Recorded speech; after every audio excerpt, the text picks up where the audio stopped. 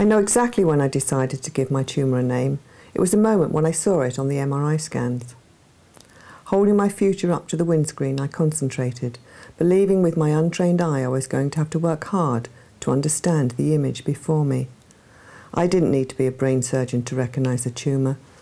It was or seemed to be massive. Suddenly all the words were now transformed into a picture. I could see this hateful tumour sitting so proudly inside my head.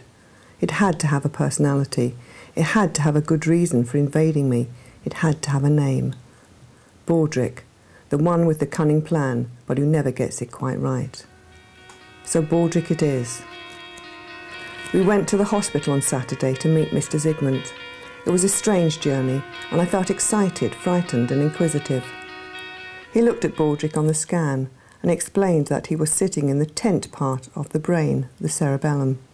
He had probably been growing for years, maybe 15 or more. So Baldric felt even more part of me, and I was angry he had stayed quiet for so long. Mr. Zygmunt explained that the surgery would be a lengthy process, complicated, and not without risks. There were risks to cranial nerves, which serve hearing, taste, smell, and facial muscles. There was a risk of death as the tumour was so large. Baldric was not going to be easy to evict, but we were certainly going to have a good try. The good thing about Baldric is that he is real and can be dealt with. He has no chance of being a martyr. He is going, and none too gracefully. Cut up into loads of pieces and eventually dumped in a garbage can, thrown out. Still, he can't complain. He's had a cosy, long and warm life so far. I'm not sure if I'm worrying more or less than I used to. I just need to know that both Chris and Mike are safe and sound.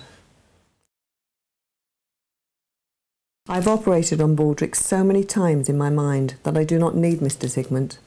I've shaved my head, sunk the scalpel into my skin, sawn through the skull, opened up Baldric and removed him centimetre by centimetre. As the time is drawing closer to the operation, I'm scared of what will happen to me and the ones I love. Baldric is becoming more real day by day. I'm also going down to see my mum and dad and to spend the night with them. They're pleased to see me. Saying goodbye the next day was so hard, as this could be the last time I ever see them. It is a time of reflection for all the times we have shared in the past. The silly incidents where I fell off my bike and didn't get my jelly and ice cream in hospital, the times we spent on holiday together, and the moments we shared when Chris was born. My mum even told me she was proud of me. Either Baldric brings out the best in people, or he inspires them to say things they think you want to hear. I wondered whether I should invite him to stay. The journey home took 6.5 hours, and when I arrived, Mike and Chris are out at work and school respectively. Scooby was all alone, and so happy to see me. We decided together to go to the quarry for a nice long walk. The sky is blue and the autumn sun is quite warm. I stood for ages on the top of the quarry looking at the beauty of the scene. Even Baldric must have been impressed. I felt I was allowing myself to catch a glimpse of life, living in the moment with no past to haunt me and no future. Just the here and now. It was like one of those magic eye moments. You know, when you really concentrate on that seemingly random maze of dots, that a bigger picture exists. Then the real picture comes into focus. What has always lain beneath is revealed. Exquisite. Within the vastness of it all, within the infinite beauty, the blend of colours, textures and light, something shifted and changed in me and moved forward into something new. For once out of my old conformity, my patterns, my shell. The burden lifted and I was shielding my eyes from the brightness of it all. I went up this hill one thing and came down the other side another. This may be the last time I see this view, the last time Scooby walks and plays with me in this place of calm and beauty. It and she will still be here with others to enjoy it. Back home, and I do a few little chores before Mike returns from work to help me pack. I'm beginning to feel quite apprehensive now. Time is running short and we need to make a move towards the hospital. Mike and I pack the car and reverse down the drive. Moving backwards from your home and life is a heart-wrenching experience. When will I see this again?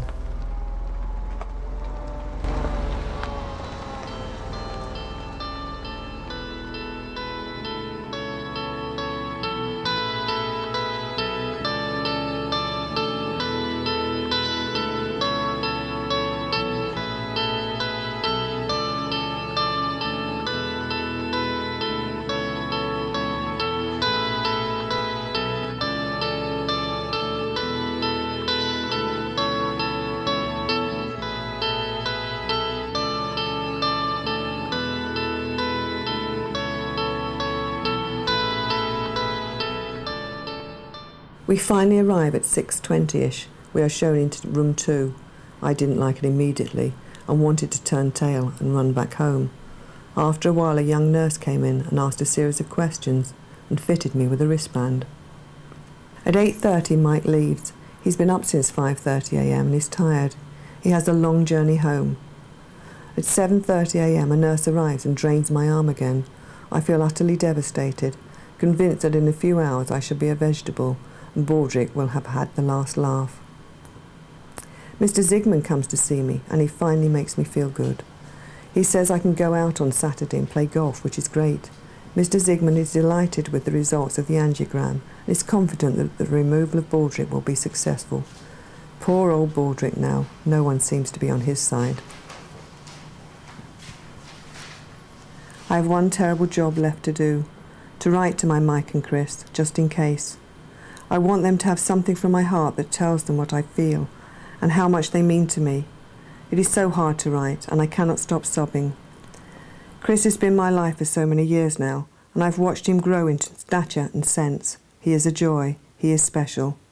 Mike has been in my life for nearly 6 years. He has supported me through so much, and I know how much he loves both Chris and me. Taking Baldric out for the day. Mike and Chris arrive at 12:30 p.m, and I meet them in the corridor. I change and escape. We go to the golf course, which is a cute 9-holer quite close to the hospital.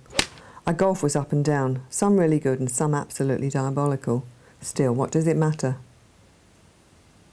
My final approach shot to the last green is one of the best shots I think I've ever played, landing 3 feet from the hole. The fact that it had taken 6 terrible shots to get to that position is totally irrelevant. I've had such a great day, so much love and warmth. My feelings are so strong for the men in my life. I love them so much, and I know they will be there to care for me. It is strange, but I feel calm and in control. I have said and done all the things I needed to. Now is the time to show Baldric he has no chance of winning. I know he'll be history by this time tomorrow, and that I shall gain strength day by day without him. We may have been together for many years, but now it is time to make it on my own. There is no room left in my life for him, no room left in my head either. Good night, my boy, sleep well. And for my part, I hope tomorrow is not too long for you. I love you both, and I shall be there tomorrow to love you.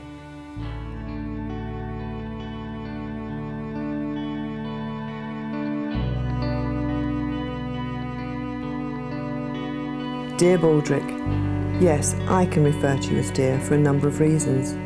It is costing the medical insurance company dear to remove you. My health will take a bit of a battering. Chris cannot go away with the school. Mike has had to become a white van man. My golf handicap will not be reducing for a while. But in many ways you have become a part of many people's lives. Before September the 3rd, when you came to our attention, you had lived in obscurity, slowly taking over a space occupied by legitimate brain tissue. While you had no rights to do what you did, you were not too nasty. You could have done much worse damage. I want you to consider this. Come out clean and easy today. Don't fight, just give in gracefully, and I can assure your story will be told. Baldric, you can have your 15 minutes of fame. Make it difficult, and this journal will never be completed. Will end up on a waste tip, unread and untold. All your years of growth, the way you changed the lives of so many, will be lost forever. You may as well have never existed. Whatever happens, I am loved, but I am the only one capable of loving you. So, my friend, go in peace. Goodbye.